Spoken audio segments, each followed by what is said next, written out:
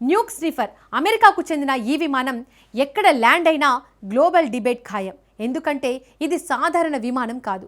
అణు విస్ఫోటనాలు, అణ్వాయుధ తయారీకి సంబంధించిన రేడియో ధార్మిక కణాలు ఉన్న ఇట్టే పసిగట్టేస్తోంది.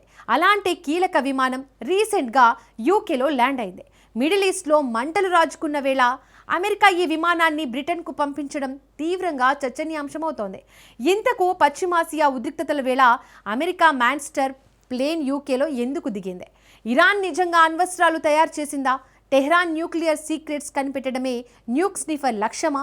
Let's watch. Target Iran. యూకేలో ల్యాండ్ అయిన మాన్స్టర్ ప్లేన్. న్యూక్ స్నిఫర్ ఎంట్రీతో షేక్ అవుతున్న పశ్చిమాసియా. మిడిల్ ఈస్ట్లో మారణహోమానికి రంగం సిద్ధమైందా? అమెరికా ఇరాన్ మధ్య ఉద్రిక్తతలు పీక్స్కు చేరుకుంటున్నాయి. తాజాగా డొనాల్డ్ ట్రంప్ ఇరాన్కు తీవ్ర హెచ్చరికలు జారీ చేశాడు. వెనిజులాపై జరిపిన దాడులకు మించి ఇరాన్పై చేసే అవకాశం ఉందంటూ ప్రకటించాడు. ట్రంప్ తన సోషల్ ట్రూత్లో చేసిన ప్రకటనలో ఇరాన్ వైపు వెళుతున్న అమెరికా నౌకాదళం ఇంతకు ముందు వెనిజులాకు పంపిన దానికంటే పెద్దదని, ఏమవుతుందో చూద్దామని పేర్కొన్నాడు. తద్వారా ఇరాన్ వైపునకు మరిన్ని బలగాలు పంపడం ద్వారా దేశంపై అణు ఒప్పందం విషయంలో ఒత్తిడి చేయాలన్నదే ట్రంప్ ప్లాన్గా కనిపిస్తోంది. దీనికి ముందు కూడా ట్రంప్ ఇదే తరహా హెచ్చరికలు చేశాడు.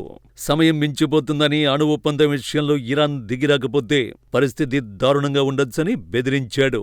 అయితే అందుకు ఇరాన్ కూడా అదే రీతిలో స్పందించింది. తమ వీలు కూడా ట్రిగ్గర్ పైనే ఉందని, అమెరికా దాడులకు దిగితే ప్రతిస్పందన కూడా మునిపెన్నడూ లేని రీతిలో ఉంటుందని అంటోంది.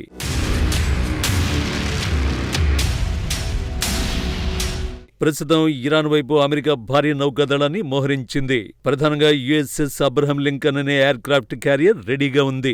దీంతో పాటు యుద్ధ నౌకలు, డిస్ట్రాయర్లు, క్రూయిజర్లు, సబ్మెరైన్లు, ఫైటర్ జెట్లు, హెలికాప్టర్లు కూడా ఉన్నాయి. ఇరాన్ కూడా ప్రతిస్పందనగా తన షాహిద్ బఘేరి డ్రోన్ క్యారియర్ను హాముద్ జలసంధి వద్ద మోహరించింది.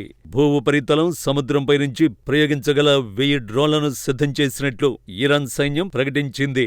ఇదే సమయంలో ఇరాన్ విదేశాంగ మంత్రి అబ్బాస్ అరాగ్చి టర్కీ విదేశాంగ మంత్రితో కలిసి ఇస్తాంబుల్లో మీడియాతో మాట్లాడారు.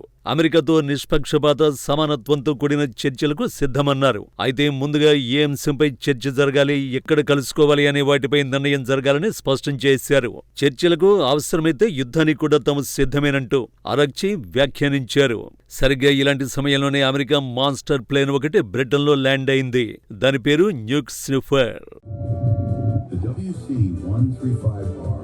Constant Phoenix atmospheric collection aircraft supports national-level consumers by collecting particulate and gaseous effluents and debris from accessible regions of the atmosphere in support of the Limited Nuclear Test Ban Treaty of 1963. The aircraft is a modified KC-135R platform. The Constant Phoenix's modifications are primarily related to its onboard atmospheric collection suite, which allows the mission crew to detect radioactive clouds in real time. The aircraft is equipped with external flow-through devices to collect particulates on filter paper and a compressor system for whole air. Middle East Ravana కాష్టంలా రగిలిపోతున్న వేళ యూకేలో దిగిన American monster plane ఇదే. దీని పేరు WC-135R constant phonics. దీనినే ముద్దుగా న్యూక్ స్నిఫర్ అని పిలుస్తారు. వాతావరణంలో ఎక్కడైనా అణు విస్ఫోటనాలు జరిగినా లేదా అణ్వాయుధ తయారీకి సంబంధించిన రేడియో ధార్మిక కణాలు ఉన్నా ఇట్టే పసిగట్టేస్తుంది. ప్రస్తుతం ఇది బ్రిటన్లోని RAF మైల్డన్ హాల్ ఎయిర్ బేస్ లో ఉంది. గతేడాది జూన్లో ఇరాన్ అణు కేంద్రాలపై అమెరికా దాడులు చేయడానికి కొద్ది రోజుల ముందు కూడా ఈ విమానం ఇక్కడికి వచ్చింది. అణు నిరాయుధీకరణ ఒప్పందంపై ఇరాన్ చర్చలకు రాకపోతే తీవ్ర స్థాయిలో దాడి చేస్తామని ట్రంప్ బెదిరిస్తున్న వేళ ఈ విమానాన్ని యూకేకు పంపడం తీవ్ర చర్చనీయాంశమవుతోంది. అయితే ఇట్టే న్యూక్లియర్ సీక్రెట్స్ పసిగట్టి ఈ విమానాన్ని బ్రిటన్కు పంపించడం వెనుక చాలా కారణాలే ఉన్నాయి. వాటిలో మొదటిది ఇరాన్ న్యూక్లియర్ సైట్లో అనుమానాస్పద కదలికలే.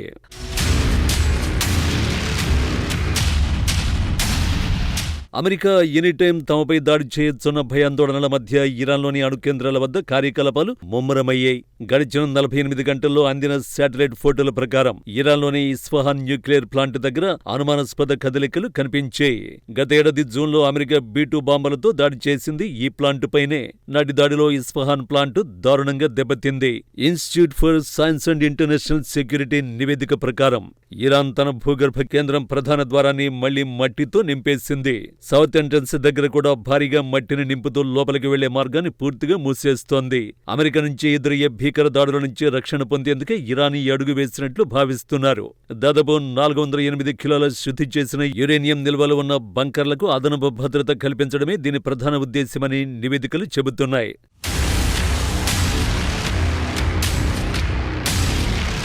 గతంలో ఇస్ఫహాన్ అణు కేంద్రంలోని ఈ ద్వారాలను ఇంజనీరింగ్ పనుల కోసం తాత్కాలికంగా తెరిచారు. ఆ సమయంలో దాడుల ప్రభావాన్ని తట్టుకునేలా టనెల్స్ లోపల అత్యంత శక్తివంతమైన కాంక్రీట్తో పటిష్టం చేసినట్లు నివేదికలు వచ్చాయి. తమ దగ్గర ఉన్న శుద్ధి చేసిన యురేనియంను కాపాడుకోవడానికి ఇరాన్ ఆ ప్రాంతం మొత్తాన్ని ఒక అజేయమైన కోటలా మారుస్తోంది. గతంలో సెంట్రిఫ్యూజ్లను తయారు చేసిన పై అంతస్తు భవనాల్లో కూడా పనులు జరుగుతున్నట్టు శాటిలైట్ ఫోటోలు చూపిస్తున్నాయి. సో ఇరాన్ అణ్వస్త్రాల తయారీని ఆపలేదు. ఇది అమెరికాకు కూడా తెలుసు. అందుకే ఆ దేశంపై మరోసారి భీకర దాడులకు సిద్ధమవుతోంది. ఈ దాడుల్లో రేడియో ధార్మిక కణాలను గుర్తించడానికే న్యూక్ స్నిఫర్ విమానాన్ని బ్రిటన్కు పంపినట్టు స్పష్టంగా తెలుస్తోంది. ఇరాన్పై అమెరికా బాంబు దాడి చేస్తే అణు విధ్వంసాన్ని పసిగట్టేది ఈ విమానమే.